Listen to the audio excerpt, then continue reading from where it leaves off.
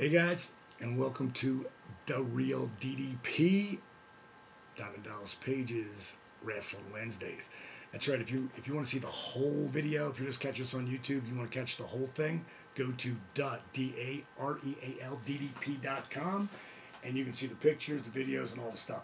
Now, originally when I put this together, I was going to tell the story how I came into WCW as a manager for the fabulous Freebirds and also for Scott Hall, but I realized that's too long. So, I mean, there's too much to tell. So what I'm going to do is tell the Freebirds story this week and Scott Hall's story next week, and I probably might put the video up there twice. I'll show some pictures. I'll come up with some other stuff for Scott as well. Maybe I'll search some more stuff for the Freebirds, because that's what I really want to look for. We haven't had time to find enough of that, and I'm going to actually call Michael P.S. Hayes and see if he'll send me some stuff, because I mean, the birds were amazing.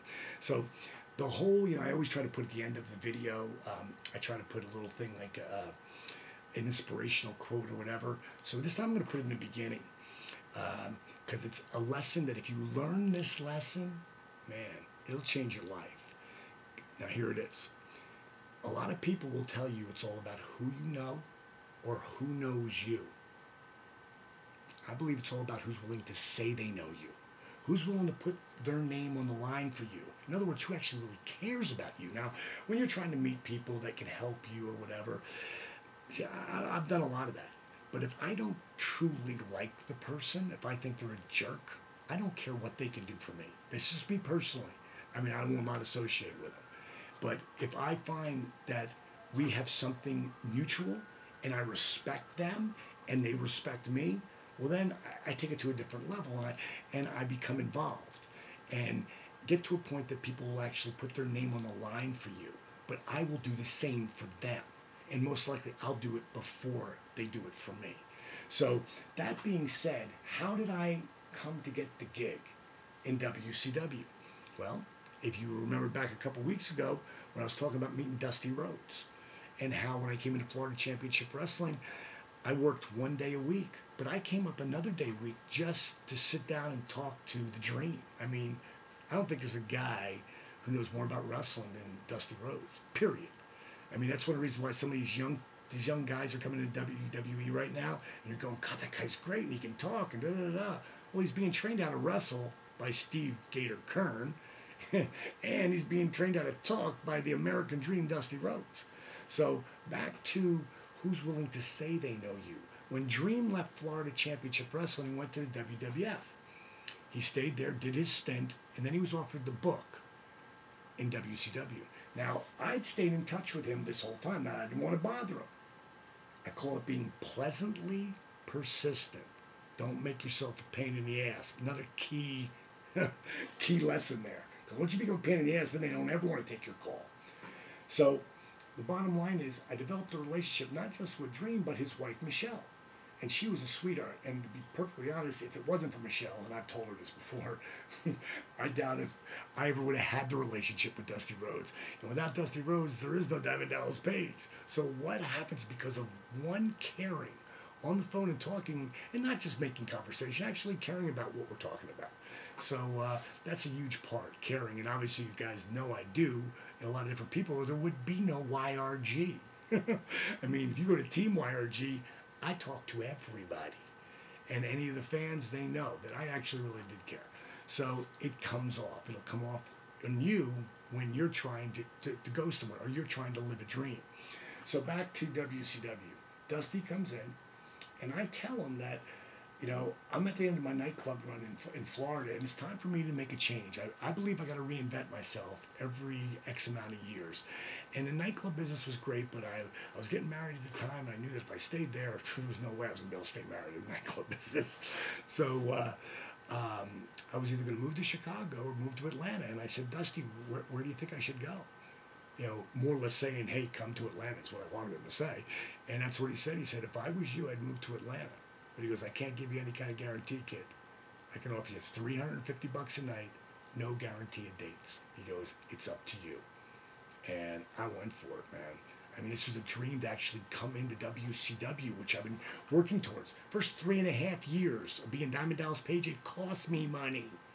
Just like this whole run I've been doing with YRG for the last 7 years, cost me money. I haven't made a dime yet. But in time, everything catches up to it.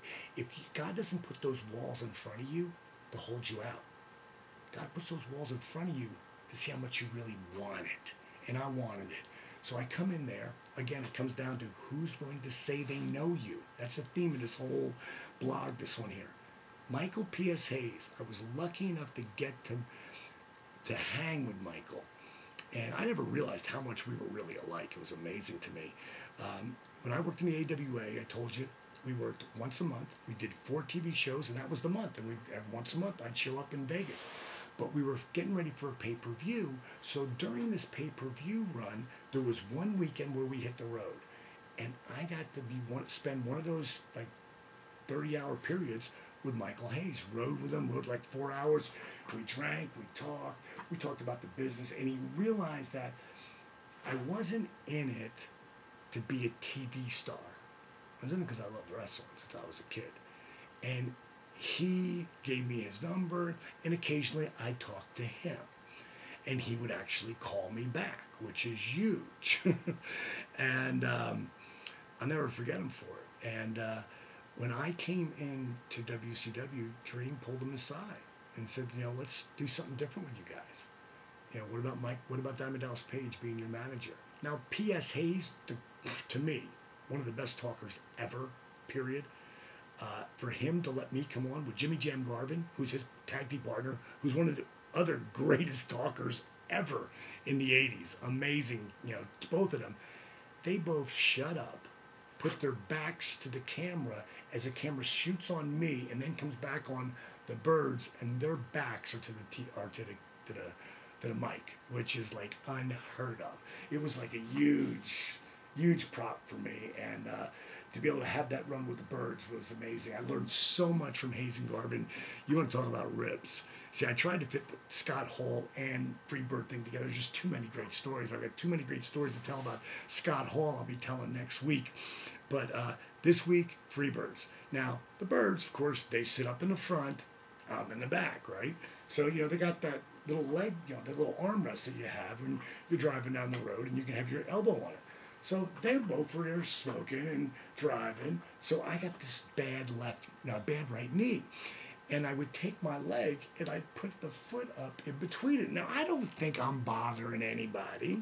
I'm being respectful. We're talking, and all of a sudden, yow! Jimmy Jam Garvin's got a lighter, and he's just lowered without even selling it, right under my foot.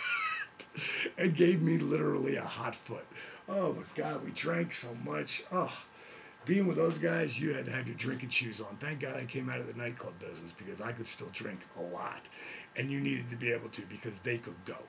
And they had a great time, and their families would get together. And Michael's wife, Lo, she was a sweetheart, and we went out all the time, and it was a really great run together. And I got to tell you, when it came down to the Freebirds, when I'm finally going to leave to go to actually, get in the ring and start to train, I'll never forget our last night together was in Chattanooga, and they have this big blue screen there. I'll never forget. That's the screen before you walk out, the curtain before you walk out in front of the people.